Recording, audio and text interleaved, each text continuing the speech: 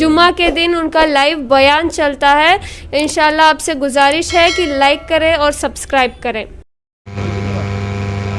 الحمد لله وكفى وسلام على عباده الذين اصطفى أما بعد. الحمد لله رب العالمين والعاقبة للمتقين والصلاة على رسوله محمد وعلى آله وأصحابه أجمعين. رب اشرح لي صدري ويسر لي أمري واحلل عقدة من لساني يفقهوا قولي. رب يسر ولا تعسر وتمم بالخير. ربي زدني علما ربي زدني علما اللهم ربي زدني علما وألحقني بالصالحين. أعوذ بالله من الشيطان الرجيم. بسم الله الرحمن الرحيم. ولا تقولوا لمن يقتل في سبيل الله أموات بل أحياء ولكن لا تشعرون. صدق الله العظيم وصدق رسوله النبي الأمي الكريم. اللهم صل على سيدنا محمد وعطرته بعدد كل معلوم لك. اللهم صل على سيدنا محمد عبدك ورسولك وعلى المؤمنين والمؤمنات والمسلمين والمسلمات.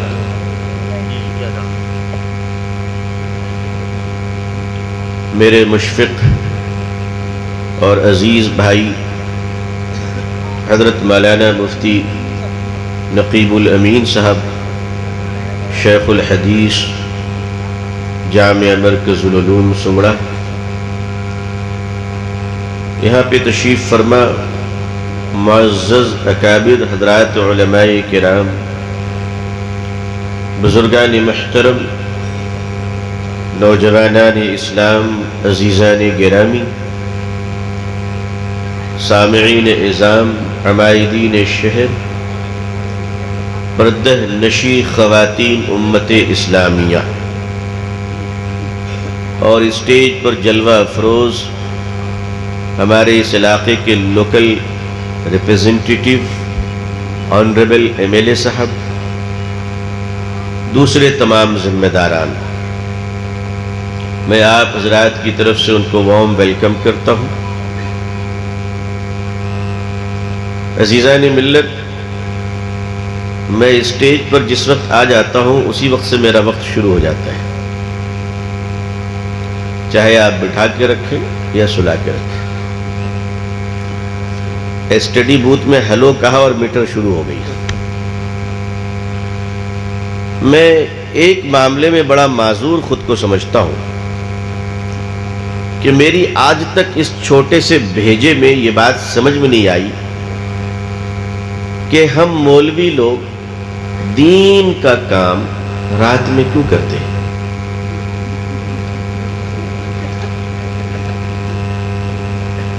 رات میں کرنے کو اللہ نے بہت کچھ دیا ہے، جو کرنے کو دیا وہ کرو.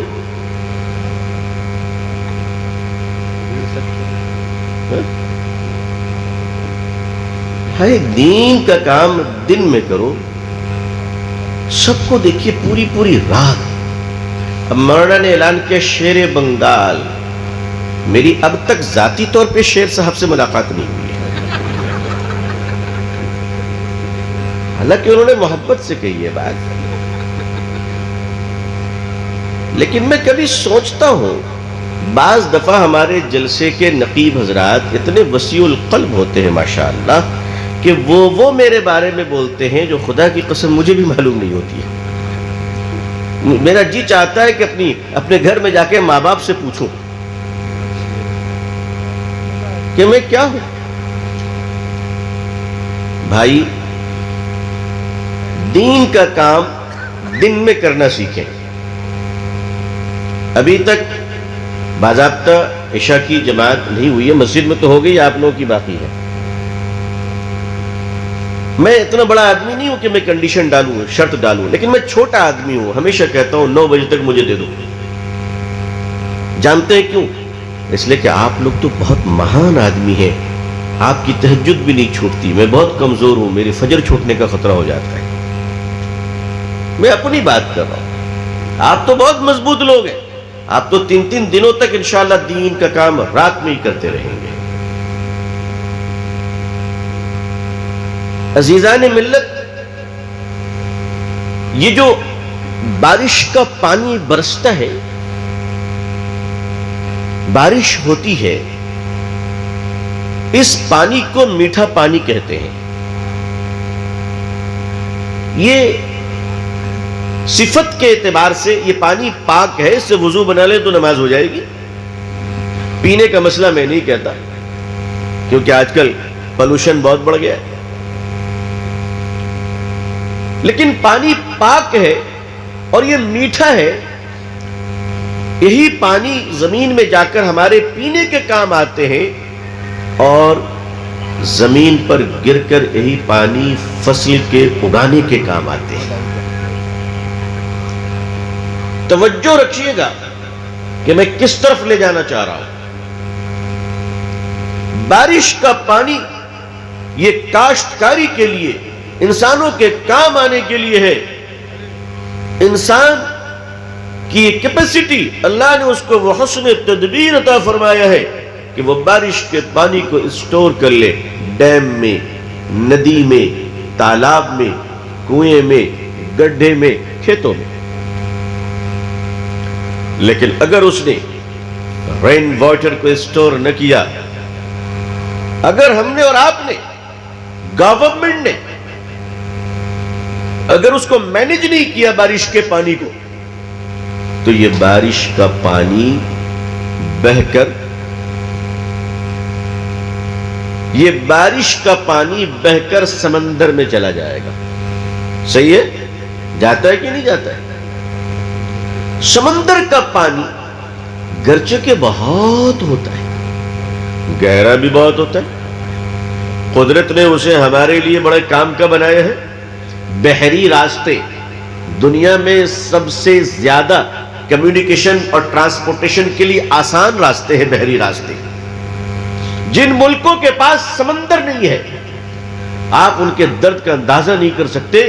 ذرا کبھی نیپال سے پوچھئے کہ اتنا خوبصورت ملک ہونے کے باوجود اسے بنگال کے دیگھا پورٹ اور آپ کے اڑیسہ کے پارادیپ پر ڈیپینڈ کرنا پڑتا ہے۔ کیوں؟ اس کے پاس سمندر نہیں ہے۔ تو میٹھا پانی جب سمندر میں چلا جاتا ہے تو ہوتا یہ ہے کہ میٹھا پانی سمندر میں گر کر وہ خودکشی کر لیتا ہے اور سارا پانی نمکین ہو جاتا ہے۔ پھر وہ پانی آپ کے کام کا نہیں ہے، نہ پینے کے کام کا، نہ کاشت کے کام کا، نہ زمین کے کام کا، نہ گھر کے کام کا۔ تو اللہ تعالی بادلوں سے پانی اتنا برساتے ہیں کہ لوگ اگر اس کا صحیح استعمال کر لے تو خوشحال ہو جائیں گے انشاءاللہ۔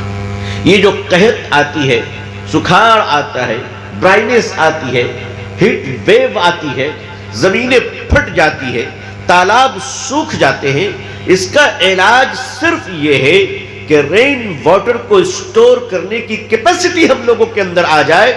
ہمیں افسوس کی بات ہے کہ ہمارے ملک کی ندیاں کچڑوں سے اور بالو سے اور گاد سے اور کیچڑ سے بھرتی چلی جا رہی ہے، اور گنگا صفائی کے نام پر 2000 سے کام چل رہا ہے۔ سن 2000 سے بھارت سرکار کے خزانے صاف ہو گئے، مگر گنگا صاف نہیں ہوئی، گنگا صاف نہیں۔ خدا جانے یہ گنگا بھی کیسی ہے۔ تو جب بارش کے پانی کو عقل مند لوگ جمع کر لیتے ہیں تو وہ شدید گرمی کے زمانے میں خوشحال رہتے ہیں، محتاج نہیں ہوتے، پریشان نہیں ہوتے۔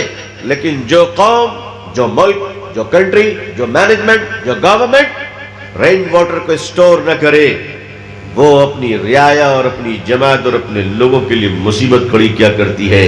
لوگوں، موقع کو استعمال کرنا سیکھو، اللہ نے اس ملک میں ہمیں دین کے کام کرنے کا بڑا موقع عطا فرمایا.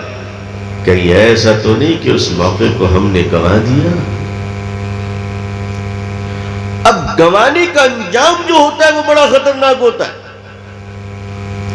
اگر آدمی نے چانس کو لاس کر دیا ہے، ایک ہے جاب ملنا، ایک ہے ملازمت ملنی، اور دوسرا ہے ڈٹرمنٹ ہو جانا، سسپینڈ نہیں، نکالا جانا کہ تم دوبارہ نہیں آ سکتے، تو ایسا آدمی خون کے آنسو بھی رو لے، اس پر کوئی رحم نہیں کیا کرتا.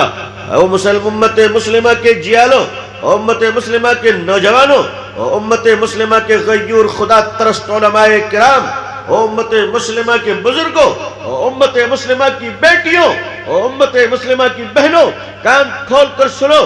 اس ملک میں اللہ نے ہمیں بڑا موقع دیا. اس ملک میں ہم سیاسی حیثیت نہیں، مالی حیثیت نہیں، تجارتی حیثیت نہیں، بلکہ ہم ایک دینی حیثیت کے ساتھ اس ملک میں کھڑے ہوئے تھے. اور اللہ نے ایک عظیم الشان ملک ہمیں بھارت عطا فرمایا، جس کے گرد و پیش میں اگر بنگال کی کھاڑی سے لے کر کشمیر کے چوٹیوں تک چلے جاؤ، کشمیر کنیا کماری سے لے کر منی پور اور راجستھان تک چلے جاؤ، اکابر علماء کی قبر تمہیں مل جائیں گی، بزرگان دین کے مقبرے تمہیں مل جائیں گے، مسلمانوں کے قبرستان تمہیں مل جائیں گے، آباد مسجدیں مل جائیں گی. جمعے میں اللہ کی محبت و معرفت سے ڈوبی ہوئی خطابات تمہارے کانوں کو سماعت کو مل جائیں گے. او امت مسلمہ کے لوگوں، تم یہ نہ بھولو کہ چپے چپے پر مدارس تمہیں مل جائیں گے، جہاں چھوٹے چھوٹے بچے اللہ کے کلام کو اپنے سینوں پہ محفوظ رکھنے کی وہ جرأت مندانہ کردار ادا کر رہے ہیں کہ خدا کی قسم دنیا کی ساری طاغوتی طاقتیں تمام کتابوں کو تو مٹا سکتی ہیں، مگر سینوں میں محفوظ قرآن کے حروف کو ختم نہیں کر سکتی. لیکن اس کے باوجود سوالیہ نشان، کوشچن مارک کر رہا ہوں میں. میرے پاس ایسے جملے ہیں جو میں آپ کو سہلا دوں، ہے جس سے آپ کی گدگداہٹ پیدا ہو جائے، لیکن نہیں، میں چاہتا ہوں کہ میرے جملوں سے آپ کے دل کو ایک جھٹکا لگے، اور آپ اور ہم دونوں مل کر سوچیں کہ ہمارے بعد بھی اس ملک میں امت رہے گی کہ نہیں رہے گی. ہم اور آپ یہ فیصلہ کریں، ہمارے اور آپ کے گزر جانے کے بعد ہماری اولادیں اس ملک میں مسلمان رہے گی کہ نہیں رہے گی. مسلمانوں، کبھی تم نے سوچا آنے والی نسلوں کے بارے میں؟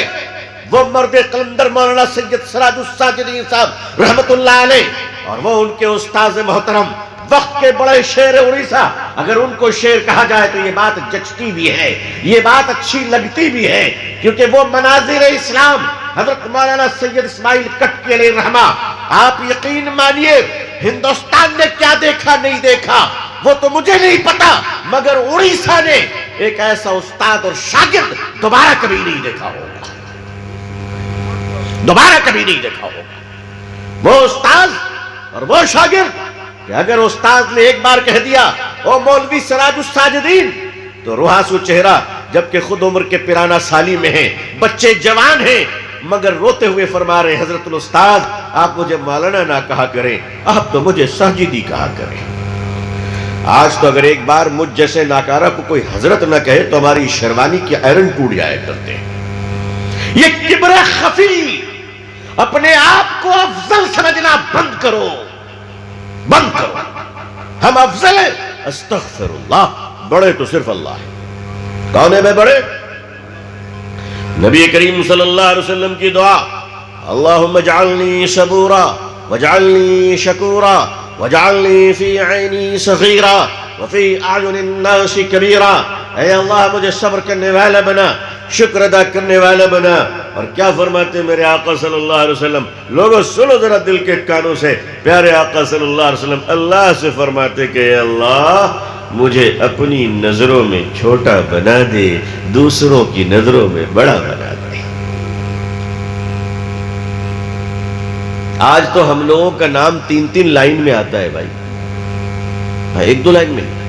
پہلے ہم لوگ دوسرے والے بھائیوں کو کہا کرتے تھے، لیکن اب ہم اس سے کم نہیں ہیں، ہم لوگ اس سے کم نہیں ہیں. ابھی بات چل رہی تھی علماء کرام سے کہ شادی بیاہ میں رقعے میں دلہن کی تصویر اور دلہا کی تصویر. ہم نے کہا بھائی یہ برائی تو انشاءاللہ بند ہو جائے گی، لیکن اب تو مجھ جیسے ناکارہ انسان کی تصویر جلسے کے اشتہار میں چھاپی جا رہی ہے. آپ لوگ تو نیک آدمی، میں آپ کے بارے میں نہیں کہتا ہوں، آپ لوگ تو شریف آدمی. اب آپ بتائیے، دولہے کی تصویر چھپ جائے تو ناجائز، ابو طالب کی تصویر چھپ جائے تو جائز؟ بھائی ہمیں اس پر بھی توجہ دینی ہے کہ غیر ضروری، میں اس پر حرام و حلال کے فتوے میں پھنسنا نہیں چاہتا ہوں بھائی، یہ سب چکر میں پھنس کے بہت برا حال ہو چکا ہے. جو پھنسا اس سے پوچھیے کیا حال ہوا ہے، کیونکہ آج کل چائنیز فتوے چلنے شروع ہوئے ہیں. Use and through, one time use, one time use. ایک بار فتوے کی گولی مارا تو بیچارہ اٹھ نہیں پایا. علامہ اقبال سے لے کر ابھی تک بیچارے. تو رضاکارانہ طور پر مجھے جہاں معلوم ہوتا ہے وہاں میں گزارش کرتا ہوں کہ میں ایسا مت کرو، مجھ پر بھی ظلم مت کرو، خود پر بھی ظلم مت کرو. اصلاح کی مجلس کو اصلاحی رہنے دو، گرچہ کہ میں خود اصلاح کا محتاج ہوں. لیکن آپ سے جو بات میں کھل کر آج عرض کرنا چاہتا ہوں اور واضح لفظوں میں، شاید جانتے ہیں ایسی باتیں آپ سے کیوں کہہ جاتا ہوں؟ اس لیے کہہ جاتا ہوں پتہ نہیں میرے بعد کوئی دیوانہ اس لب و لہجے میں آپ سے بات کر سکے یا نہ کر سکے. یہ جنون مجھے ہے، یہ دیوانگی مجھے ہے، کیونکہ میں دیکھ رہا ہوں کہ آنے والے 20-30 سالوں کے بعد ہماری نسلوں کے لیے ایک مسئلہ کھڑا ہونے والا ہے. ابھی لوگ نہیں سمجھ پا رہے. میں عوام سے لے کر اکابرین تک کو آگاہ کر رہا ہوں کہ دیکھیں مسائل کھڑے، اور ابھی سے جو بیج بویا جا رہا ہے، یہ درخت جب تناور ہوگا اس وقت آپ اس سے ٹکرا نہیں پائیں گے. آپ ٹکرا نہیں پائیں گے. ابھی NEP آ چکا ہے، نیو ایجوکیشن پالیسی، آپ لوگ جانتے ہوں گے، آپ لوگوں نے پڑھا ہوگا. میں بھی ایک اس کا طالب علم ہوں. میں نے 400 سے زیادہ صفحات ہیں، میں نے ایک حرف پڑھے ہیں اس کے. مسلم پسندیدہ بورڈ کی میٹنگ میں اس پر ڈسکشن کی ہے، ہم نے لوگوں کو آگاہ کیا، لیکن مجھے پتہ نہیں اس کو کتنا سیریس لیا جائے گا. I don't know، مجھے پتہ نہیں، کیونکہ ہمارے لوگوں کو سیریس لینے کی عادت نہیں ہے. اس نیو ایجوکیشن پالیسی میں آپ کو کوئی مدرسہ بند کرنے نہیں کہے گا. اگر وہ امپلیمنٹ ہو گئی تو خود بخود آپ کی روح نکل جائے گی، خود بخود. پھر آپ مدرسے کی طرف متوجہ بھی نہیں ہو پائیں گے. بس اسٹیج پر ہم ہاتھ ہلاتے رہیں گے، تقریر کرتے رہیں گے. ہماری سنتا کون ہے بھائی؟ آج گورنمنٹ آپ کی سنتی کا ہے. آپ 20-20 لاکھ لوگوں کو جمع کر لو، آپ کی کوئی سننے والا نہیں. آپ اتنے ویٹ لیس کیوں ہو گئے؟ سوچنے والی بات ہے نا. ہم اتنے بے وزن کیوں ہو گئے؟ دیکھیے، مجھ سے لوگ اختلاف کر لیں، میں آپ سے اختلاف کر لوں، مگر پوری امت کو مجموعی طور پر یہ سوچنا پڑے گا کہ ہم ویٹ لیس کیوں ہو گئے. آنے والی جو نسلیں ہماری کھڑی ہوں گی، اگر نیو ایجوکیشن پالیسی کی یہ ہڈن ایجنڈا، حالانکہ گورنمنٹ اپنے طور پر اچھا کر رہی ہے، وہ چاہ رہی کہ بھائی ظاہر سی بات ہے ان کو آپ کے دھارمک شکشا، ریلیجیس ایجوکیشن اور مذہبی تعلیم سے کیا لینا دینا ہے؟ مذہبی تعلیم سے کیا لینا دینا ہے؟ بھائی وہ تو یہ بھی نہیں چاہتے کہ آپ کی بیٹیاں سر پہ حجاب رکھیں. بولو ہے کہ نہیں؟ حجاب کے مسئلے میں بھی چوک ہوئی ہے ہم لوگوں سے. ہم نے اسے امیڈیٹلی آرٹیکل 29 آرٹیکل 25 کہہ دیا، جبکہ ہمیں یہ کہنا چاہیے کہ I don't know anything, any article، میں کسی آرٹیکل کو نہیں جانتا. یہ ہمارا مذہبی فریضہ ہے، ہم اسے ہر حال میں ادا کریں گے. ہمیں یہ کہنا چاہیے تھا. میں نے ایک بار کہا تھا مسلم پسندیدہ بورڈ کے اجلاس میں کہ اگر حکومت کسی موقع پر ہم سے کہے گی کہ تمہیں وضو بنانے کی اجازت ہے، مسواک کرنے کی اجازت نہیں ہے، تو خدا کی قسم نہ ہم وضو چھوڑیں گے نہ مسواک چھوڑیں گے. بات کمپرومائز کی نہیں ہے، بات اپنی ریلیجیس آئیڈینٹی کے ساتھ کمپرومائز کرنے کی چل رہی ہے. حجاب، سنویدھان کیا کہتا ہے؟ سنویدھان سراکوں پہ ہے. بھارت کا کنسٹیٹیوشن ہم جانتے ہیں کافی فلیکسیبل اور بڑا اچھا ہے. ہم جانتے ہیں، بھیم راؤ امبیڈکر جی کا شکریہ ادا کرتے ہیں. لیکن عزیزان ملت یاد رکھ لیجئے، اگر کورٹ، عدالت اور یہ ملک کہہ دے کہ تمہاری بیٹیوں کو سر پہ چادر اوڑھنے کی اجازت نہیں ہے، تب آپ کیا کرو گے؟ مانو گے یا اپنی بیٹیوں کو پردہ دو گے؟ اسلام تم سے کہتا ہے پردہ کرو، تب آپ کیا کرو گے؟ سوچیں. ہم وہاں کیوں نہیں سوچتے؟ سوچنے کی ضرورت وہاں ہے آپ کو. اگر کمپیریٹیو کی بات کرتے ہیں اگر سہولتوں کی بات کرتے ہیں، فنڈامنٹل رائٹس کی بات کرتے ہیں، تو میں ڈیو ٹو ریسپیکٹ بہت ہی ادب کے ساتھ، احترام کے ساتھ اپنے بھارت کے کروڑوں ہندو بھائیوں کے سامنے بہت ہی عزت کے ساتھ کہنا چاہوں گا، کیونکہ دیش واشی اور دیش کے کروڑوں ہندو بھائی ہمارے دھڑکتے دل ہیں، ہمارے بھائی ہیں، ہمارا قصور ہے ہم نے ان کو اسلام اپنے کریکٹر سے نہیں بتایا، جس کی وجہ سے وہ ہم سے نفرت کرتے ہیں۔ لیکن میں جانتا ہوں کہ نفرت کرنے والے مٹھی بھر لوگ ہیں، محبت کرنے والے کروڑوں ہندو بھائی ہیں۔ میں آپ کے ذریعے سے دیش کے ان مہاپرش، نرم دل، انصاف پسند، شانتی پوروک، امن پسند، پیسفل ہندو بھائی اور بہنوں سے کہنا چاہتا ہوں کہ آج ہماری بیٹیاں سر پہ اگر حجاب اوڑھتی ہیں تو اسے ایک ایشو بنایا جاتا ہے، اسے ایک ٹیلی ویژن کے ڈیبیٹ کی ٹاپک بنائی جاتی ہے، اسے کورٹ میں چیلنج کیا جاتا ہے، آئی ایم رائٹ، اور پوچھا جاتا ہے کہ تمہاری بیٹیاں سر پہ کپڑا کیوں اوڑھتی ہیں۔ میں اس کروڑوں انصاف پسند ہندو بھائیوں سے پوچھنا چاہتا ہوں، اگر بھارت میں ناگا سادھو کو ننگے گھومنے کی اجازت ہے تو ہماری بیٹیوں کو چادر اوڑھنے کی اجازت کیوں نہیں ہے؟ میں یہ بات چیلنج سے نہیں کہہ رہا ہوں، میں یہ بات کمپیریٹیو میں نہیں کہہ رہا ہوں، میں یہ بات امن پسند ہندو بھائیوں کے سامنے رکھنا چاہتا ہوں۔ کیا ہمارے دیش میں کمبھ کے میلے میں ہزاروں ناگا سادھو بالکل ننگے نہیں گھومتے ہیں؟ ننگے، بالکل نروستر۔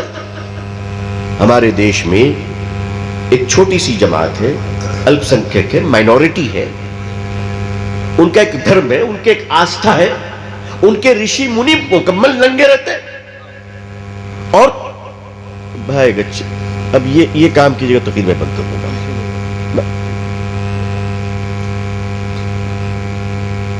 ہٹا لیجیے اس کو۔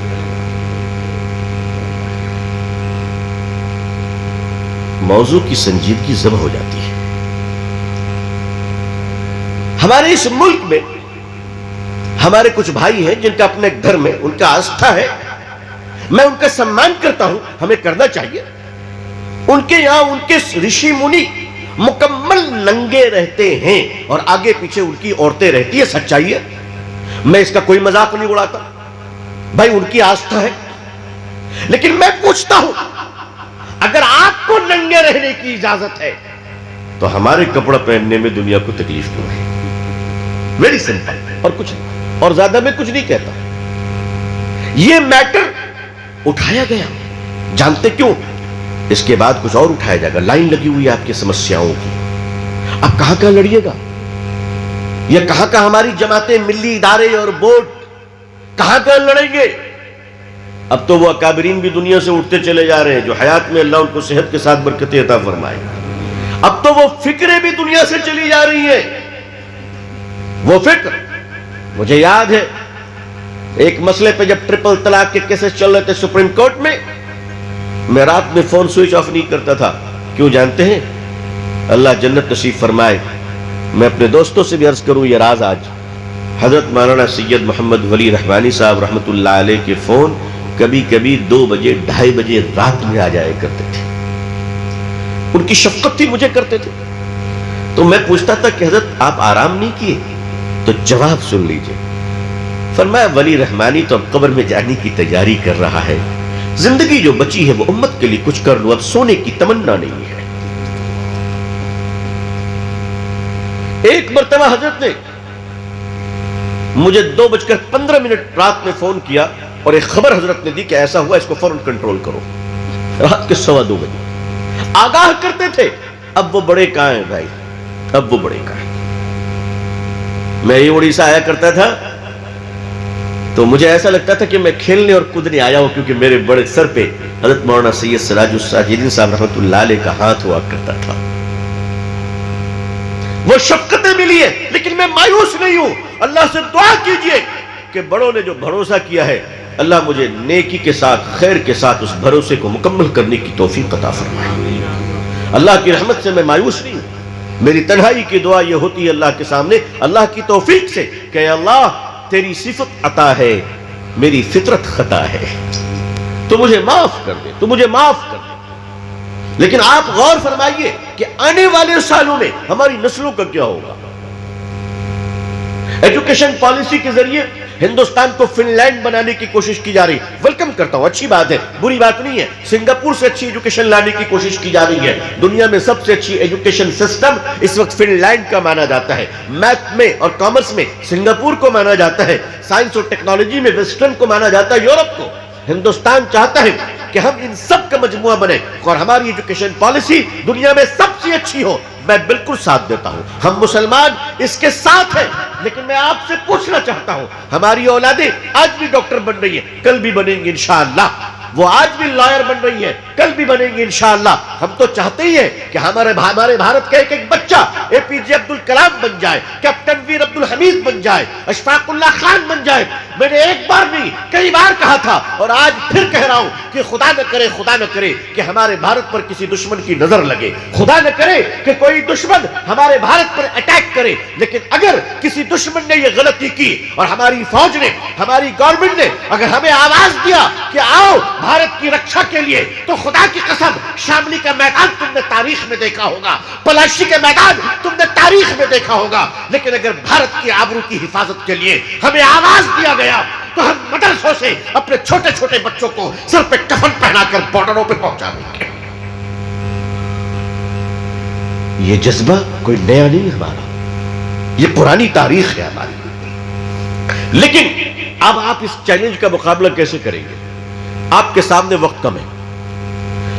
میری قوم کے لوگوں, ہر انسان کے پاس وقت کم ہے, کیونکہ زندگی کا کوئی ٹھکانہ نہیں. میں وقت کم کہتا ہوں تو اس کا مطلب ہی نہیں کہ مایوس ہو جائے. نہیں, وقت کم کا مطلب یہ ہے پتہ نہیں کب جانا پڑے, اللہ جانے کب کس کا بلاوا آ جائے. اس کورونا کے زمانے میں 2019 سے لے کر, کورونا پینڈیمک تو 2020 میں آئے, لیکن 2019 سے لے کر 2021 کے اخیر تک ہم نے تقریباً 2500 اپنے بزرگوں کو کھو دیا ہے. تقریباً 2500, وہ بھی ایگزیکٹ فگر نہیں, زیادہ ہی ہوگا, کیونکہ جو مشہور نہیں تھے بھائی وہ بھی تو ہمارے بزرگ تھے. ہم تو مشہور ناموں پر بات کر رہے ہیں. یہ محتاط اندازہ حضرت مولانا مفتی تقی عثمانی صاحب دامت برکاتہم کا ہے. حضرت کی بھی عمر 80 کے قریب ہو گئی ہے. ذرا پورے مجمع میں دعا کر دیجئے کہ اللہ تعالیٰ حضرت مفتی تقی عثمانی صاحب دامت برکاتہم کو صحت عافیت خیر کے ساتھ لمبی عمر عطا فرمائے.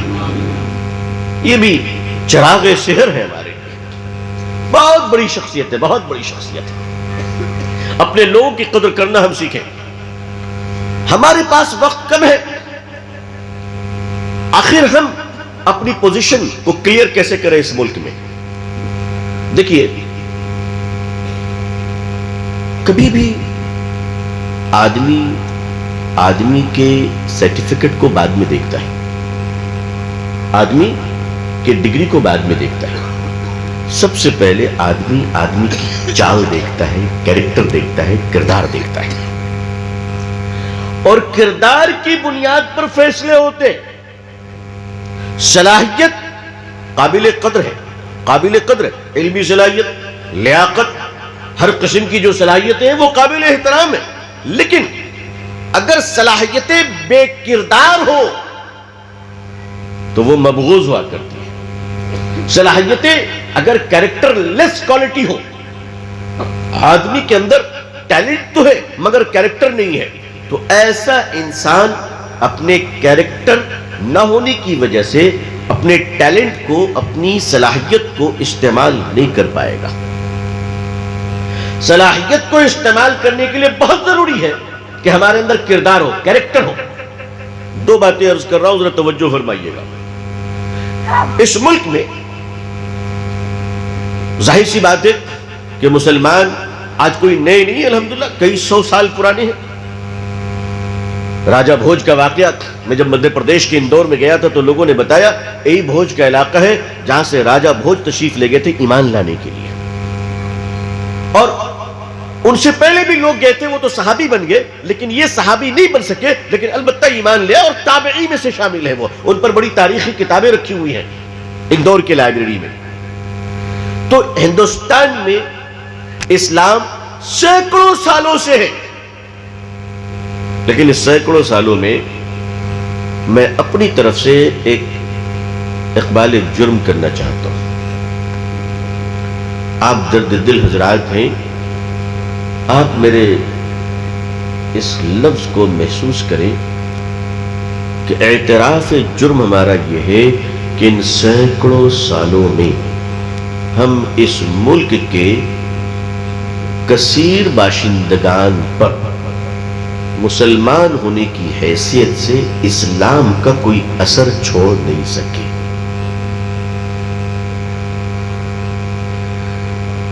یہ کہنے پر لوگ مجبور نہیں ہوئے کہ مسلم کوالٹی کیا ہے، حالانکہ ہمارے بزرگان دین تشریف لائے، انہوں نے وقتی طور پہ بہت بڑا کارنامہ دیا، اللہ ان سب کو جزائے خیر دے۔ حضرت خواجہ معین الدین چشتی رحمۃ اللہ علیہ، حضرت نظام الدین اولیاء رحمۃ اللہ علیہ، حضرت خواجہ قطب الدین بختیار کاکی رحمۃ اللہ علیہ، حضرت چراغ دہلوی رحمۃ اللہ علیہ، حضرت بابا فرید الدین گنج شکر رحمۃ اللہ علیہ، حضرت علاء الدین صابر کلیری رحمۃ اللہ علیہ، ادھر حضرت توکل شاہ مستان سہروردی رحمۃ اللہ علیہ، اور یہ اورنگ آباد اور خلد آباد کے علاقے میں چلے جائیں جہاں 800 اولیاء کرام لیٹے ہوئے ہیں۔ میں ان کے خدمات کا معترف ہوں، میں ان کی جوتیوں کا قدردان ہوں، لیکن میں مجموعی طور پر یہ بات عرض کر رہا ہوں کہ آج ہم مسلمان ہونے کی حیثیت سے اس ملک میں اپنا کوئی اثر نہیں دیکھ پا رہے ہیں۔ اس کی وجہ کیا ہے؟ اس کی وجہ یہ نہیں کہ ہمارے پاس مدرسے نہیں ہیں، اس کی وجہ یہ نہیں کہ ہمارے پاس علماء نہیں ہے، اس کی وجہ یہ نہیں کہ ہمارے پاس اہل فراست اور دانشمند نہیں ہے، ہمارے پاس مفسرین بھی ہیں، محدثین بھی ہیں، فقہاء بھی ہیں، اور پہلے سے کہیں زیادہ ہیں، لیکن مجھے معاف کر دیجئے گا، اس کی سب سے بڑی وجہ یہ ہے کہ ہم اب صاحب کردار بننے میں کچھ کمزور ہوتے چلے جا رہے ہیں۔ اور پھر دوسرے پہلو پر میں آ جاؤں اور پھر دونوں کو آپ کے سامنے رکھتا ہوں۔ اس ملک میں جو ہمارے مسلمانوں کے دانشور ہیں، میں ان کی قدر کرتا ہوں، اللہ آپ کو سلامت رکھے، لیکن دانشور حضرات، ایک درد میں آپ کی خدمت میں بھی رکھنا چاہتا ہوں۔ آپ اس ملک کے مسلمانوں کی فکر کرتے ہیں، بالکل کرتے ہیں، مجھے انکار نہیں ہے، مگر کمی یہ ہے کہ آپ صرف مسلمانوں کی روٹی کی فکر کرتے ہیں، روزی کی فکر کرتے ہیں، آپ کو مسلمانوں کے ایمان کی کوئی فکر نہیں ہے۔ اس ملک کے دانشوروں کا المیہ یہ ہے کہ یہ مسلمانوں کی غریبی دور کرنا چاہتے ہیں، مسلمانوں کے اندر سے بے ایمانی کو دور نہیں کرنا چاہتے۔ اب آئیے، آخر ہم کہاں سے کردار شروع کریں؟ عزیزان ملت، ایک چھوٹا سا واقعہ نبی کریم صلی اللہ علیہ وسلم کا آپ سب نے بار بار سنا ہے، میں بھی بچپن سے سنتا آ رہا ہوں۔ بہت ہلکی پھلکی باتیں ہیں، مگر نسبت جناب محمد رسول اللہ صلی اللہ علیہ وسلم کی، لہذا چھوٹی باتیں بھی بڑی ہوتی ہیں۔ پیارے آقا صلی اللہ علیہ وسلم کے پاس ایک خاتون آتی ہے ایک بچے کو لے کر، اور فرماتی یا رسول اللہ صلی اللہ علیہ وسلم، یہ بچہ میٹھا کھاتا ہے بہت۔ سنا ہے نا آپ لوگوں نے، یہ بچہ میٹھا کھاتا ہے بہت، آپ اسے ذرا کچھ اس کا علاج کر دیجئے، تنبیہ فرما دیجئے تاکہ یہ میٹھا کھانا چھوڑ دے۔ وہ عورت سوچی حضور صلی اللہ علیہ وسلم کچھ تدبیر کریں گے۔ پیارے آقا صلی اللہ علیہ وسلم نے فرمایا کل آنا۔ وہ خاتون چلی گئی، دوسرے روز وہ خاتون تشریف لاتی ہے، پیارے آقا صلی اللہ علیہ وسلم صرف اتنا فرماتے ہیں بیٹا میٹھا زیادہ نہیں کھانا چاہیے، بس۔ اب وہ خاتون ظاہر ہے پوچھ بیٹھی یا رسول اللہ صلی اللہ علیہ وسلم، اتنی سی بات تو کل بھی کر سکتے تھے۔ حضور صلی اللہ علیہ وسلم نے ارشاد فرمایا کل جب تم آئی تھی تو اس سے قبل میں نے خود میٹھا کھایا تھا۔ امید ہے کہ آپ سمجھ چکے ہوں گے میں کیا کہہ رہا ہوں۔ کردار اسے کہتے ہیں، کیریکٹر اسے کہتے ہیں کہ آقا صلی اللہ علیہ وسلم نے دوسرے دن بلایا اور خود کو میٹھے سے دور رکھا اور پھر فرمایا بیٹا زیادہ میٹھا نہیں کھانا چاہیے۔ اثر تب ہوتا ہے۔ آج ہمارے ملک میں ایمان والوں سے باطل طاقتوں کے تقابل کا کبھی قائل نہیں ہوں، کیونکہ اہل ایمان ہر حال میں اہل ایمان ہے اور وہ مضبوط ہے اور وہ رہنا چاہیے انشاءاللہ۔ لیکن میں بطور مثال آپ کی خدمت میں کہنا چاہتا ہوں اور یقیناً کہنا چاہتا ہوں، یہ جو ملک ہے ہمارے پاس جاپان، ظاہر سی بات ہے وہ ہندوستان سے بڑا نہیں ہے، ایک چھوٹا سا ملک ہے۔ آپ کے اڑیسہ کے کافی لوگ وہاں رہتے ہیں، شیف ہوٹلوں میں کام کرتے ہیں۔ جاپان میں گلی گلی مدرسے نہیں ہیں، جاپان میں گلی گلی مسجدیں نہیں ہیں۔ اب اللہ کا شکر ہے کچھ ٹوکیو میں مسجدیں بن رہی ہیں، ایمان والے ہو رہے، اللہ ان کو ایمان عطا فرمائے۔ لیکن ایک بات میں آپ کو بتاؤں کہ پورے جاپان میں چوری نہیں ہے، آپ کا سامان گر گیا مل جائے گا۔ میرے ایک عزیز دوست نے مجھے بتایا کہ جاپان میں ان کا ڈالر سے بڑا پرس ٹیکسی میں چھوٹ گیا، جن کا چھوٹا انہوں نے بتایا، کوئی سنی سنائی بات نہیں ہے، اور کہا چھوٹ گیا 3 گھنٹوں کے بعد وہ پرس پولیس والوں نے مجھے فون کر پہنچا دیا کہ ٹیکسی ڈرائیور نے پہنچا دیا تھا. یہ کامن چیز ہے جاپان میں. میں کہتا ہوں کہ جاپان میں جھوٹ نہیں ہے, جاپان میں چوری نہیں ہے, جاپان میں دغا نہیں ہے, جاپان میں وعدہ خلافی نہیں ہے, جاپان میں بے ایمانی نہیں ہے. بھائی میری سمجھ میں نہیں آ رہا ہے کہ مسلمان تو ہندوستان میں ہے, اسلام جاپان میں کیسے ہے؟ ارے بھیا یہی سب تو اسلام ہے نا. اچھا اسلام کیا ہے؟ جھوٹ نہیں بولنا. تو اسلام جاپان میں اور مسلمان کیا ہے؟ مسلمان ہندوستان میں. آج ہمارے ملک میں, مجھے اگر حضرات علماء کرام معاف کر دیں تو آج ہمارے ملک میں نحوست کیوں نہیں آئے گی جب جلسے کے اسٹیج پر کرسی پہ بیٹھ کر مولوی خطیب جھوٹ بول رہا ہے. بولو جھوٹ بول رہا ہے کہ نہیں بول رہا ہے؟ ایک صاحب کی تقریر سن رہا تھا کہ میں ہوائی جہاز میں جا رہا تھا. میں جا رہے ہوں گے آپ, میں جانتا ہوں لوگ بیل گاڑی سے نہیں بلاتے لوگوں کو. میرے بغل میں فلانے صاحب آ کے بیٹھ گئے. ارے بھائی اتنا لمبا تو ہمارے وہ والے بھی نہیں چھوڑتے ہیں جو ابھی ہیں. بھائی اللہ کا شکر ہے میں بھی 50 سال کا ہو گیا ہوں. آپ لوگوں کی دعاؤں سے 2-4 سفر میں بھی کرتا رہتا ہوں. مجھے آج تک کوئی ایسا نہیں ملا جو ہوائی جہاز میں اور ٹرین میں بیٹھ کے مجھ سے بحث کرنا شروع کر دے. یہ پتہ نہیں کون سا میڈ ان مولوی ہے. تو جب جلسوں میں جھوٹ کہا جا رہا ہو, دینی جلسوں میں جب جھوٹی تقریر کی جائے گی تو اللہ کی نصرت آئے گی یا لعنت آئے گی. مسجدوں کے محراب پہ کھڑے ہو کے جمعے کے دن جب خطیب جھوٹ بولے گا تو پیاز کے بدبو کو مسجد کے فرشتے برداشت نہیں کر سکتے. تو جھوٹ کی بدبو زیادہ ہے یا پیاز کی بدبو زیادہ ہے؟ تو وہ فرشتے تو مسجد میں جمعہ میں نکلے ہوں گے تو اگلی ہفتے آئیں گے. اتنا بڑا جھوٹا. نبی کریم صلی اللہ علیہ وسلم سے پوچھا گیا کہ آپ کی امت مسلمان یہ گناہ کر سکتا ہے؟ آپ نے فرمایا گناہ ہو سکتا ہے. فرمایا یہ گناہ کیا ہو سکتا ہے؟ آپ صلی اللہ علیہ وسلم نے کئی گناہ پر فرمایا کہ ہاں میری امت سے یہ گناہ ہو سکتا ہے. کسی نے پوچھا مسلمان جھوٹ بول سکتا ہے؟ پیارے آقا صلی اللہ علیہ وسلم نے فرمایا جو میرا ہوگا وہ جھوٹا نہیں ہوگا. آج ہندوستان کا 90% مسلمان جھوٹ بول رہا ہے. بولو بول رہا ہے کہ نہیں بول رہا ہے؟ ہم ایک جھوٹ کو نہیں چھوڑ سکے ہزاروں جلسے کے باوجود, ہم ایک جھوٹ کو نہیں چھوڑ سکے لاکھوں مدرسے کے باوجود. ہم اتنے سارے اصلاح معاشرہ کے جلسے کرتے ہیں اور ہر جلسے کے بعد جھوٹ کو مٹا نہیں سکے. عزیزان ملت, ایک ڈاکٹر اگر سال بھر علاج کرے اور بیماری ٹھیک نہ ہو تو ہم ڈاکٹر بدل دیا کرتے. میں آپ سے نہیں کہتا کہ آپ مولانا بدل دیجیے,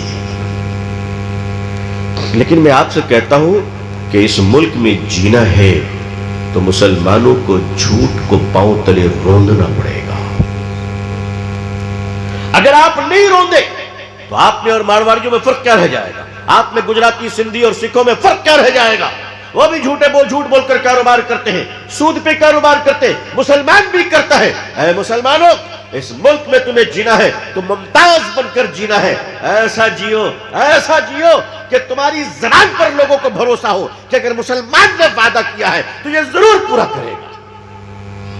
مگر آج میں آپ کے سامنے ایک بات آپ کی خدمت میں تحفتاً عرض کرنا چاہتا ہوں. مجھے معاف کر دیجیے گا لیکن یہ ہماری اصلیت ہے.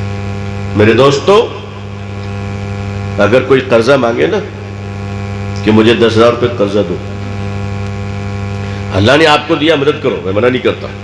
لیکن ایک بات بولو, داڑھی, ٹوپی, امامہ, پگڑی, جیکٹ, شیروانی, نماز کا نشان, تسبیح, دینداری, تقوی, تہجد دیکھ کر قرض مت دینا. پتہ نہیں کب بدل جائے گا, اندر کا شیطان کب باہر آ جائے گا. قرض دینا ہو تو یہ دیکھ کر دینا کہ وصولنے کی طاقت ہے تب دینا, کیونکہ تمہارے دینے کے بعد تمہارا نمبر بلاک کر دے گا. نمبر 1. نمبر 2, مسجد میں ملے گا تو تم سے زیادہ تیز نظر سے وہ دیکھے گا. ایسا دیکھے گا تم خود بھاگو گے کہ بھائی میں نے کیا قصور کر دیا ان کو قرضہ دے کر, کیا قصور کر دیا. چپل گھس جائے گی.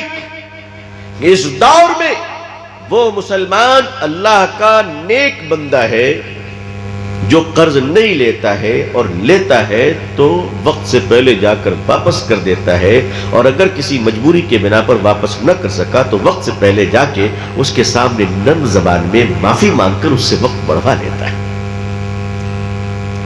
لیکن آج سیمنٹڈ بے ایمانی، پھر بھی کہتے ہیں ہندوستان میں مسلمانوں سے نفرتیں کیوں کی جا رہی ہے؟ بھارت میں مسلمانوں سے نفرت نہیں ہے، مسلمانوں کے لچھن سے نفرت ہے، مسلمانوں کے جھوٹ سے نفرت ہے، مسلمانوں کے بیڈ کیریکٹر سے نفرت ہے، مسلمانوں کی بے ایمانی سے نفرت ہے۔ مسلمانوں، یہ ملک سسک رہا ہے۔ قیامت کے دن خدا اگر تم سے پوچھ لیں کہ تمہارے لوگ پڑوسی میں رہنے والے 3 کروڑ خدا کو ماننے لگے، تم ایک خدا کا تعارف نہیں کرا سکے، تم اللہ کیا جواب دو گے؟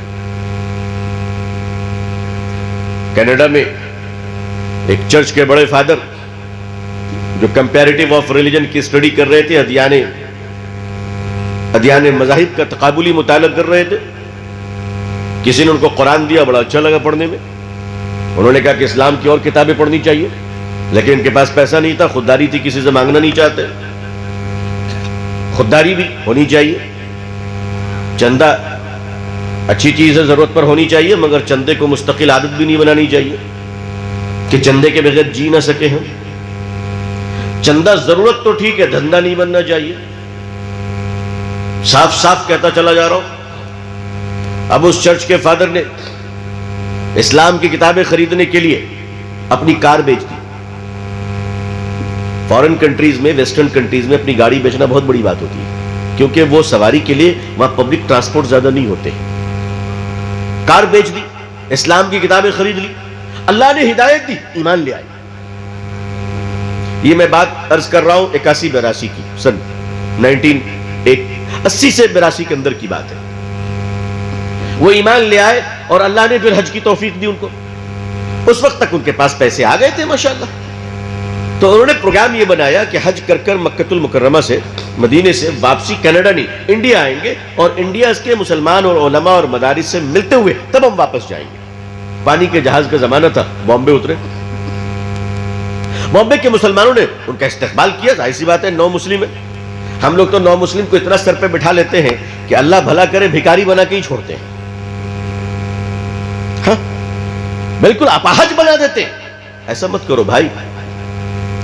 اب وہ جو اترے تو ان کا بڑا استقبال کیا گیا، پروگرام رکھا گیا، بمبئی کے بڑے بڑے مالدار سیٹ بیٹھے، تو جو نو مسلم بھائی تھے ہمارے، ان کو جب تقریر کے لیے کھڑا کیا گیا تو انہوں نے اللہ اکبر، کیا لاجواب جملے ارشاد فرمائے، چند جملوں میں اپنی پوری تقریر ختم کر دی۔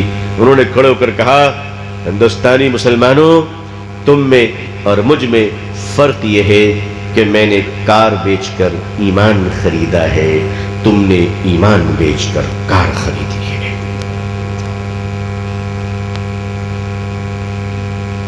جس ملک کا مسلمان ایمان بیچ کر مکان خریدے، جس ملک کا مسلمان ایمان بیچ کر مکان اور دکان خریدے، کار خریدے، اس ملک میں اس قوم کو کبھی عزت نہیں مل سکتی ہے، کبھی عزت نہیں مل سکتی ہے۔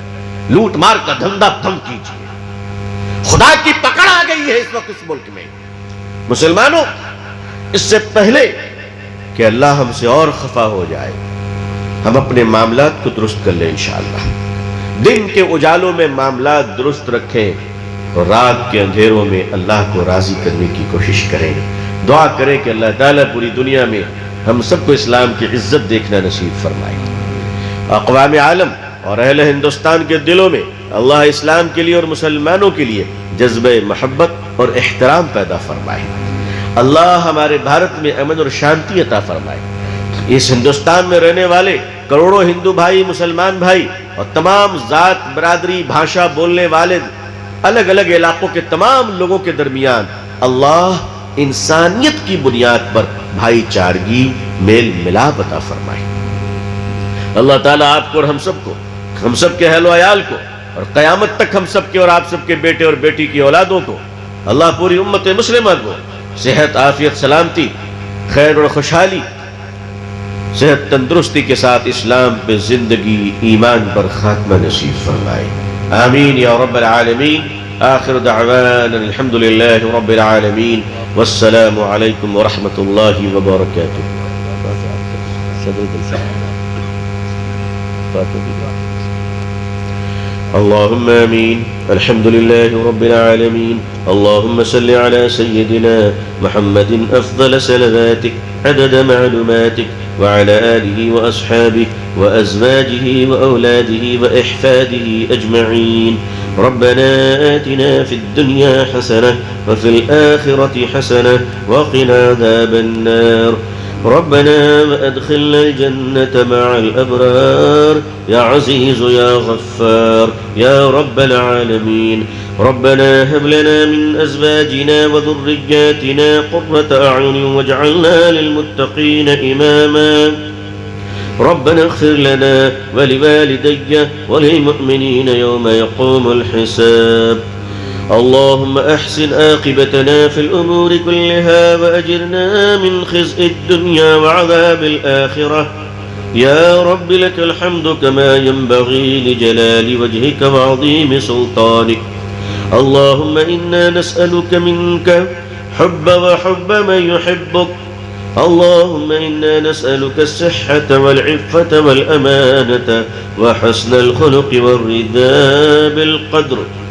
اللهم إنا نسألك من خير ما سألك منه نبيك محمد صلى الله عليه وسلم ونعوذ بك من شر ما استعاذ منه نبيك محمد صلى الله عليه وسلم وأنت المستعان وعليك البلاغ ولا حول ولا قوة إلا بالله. ربنا تقبل منا إنك أنت السميع العليم. وصلى الله تعالى على خير خلقه محمد وعلى آله وصحبه أجمعين. سبحان ربك رب العزة عما يصفون وسلام على المرسلين والحمد لله رب العالمين. میں آپ حضرات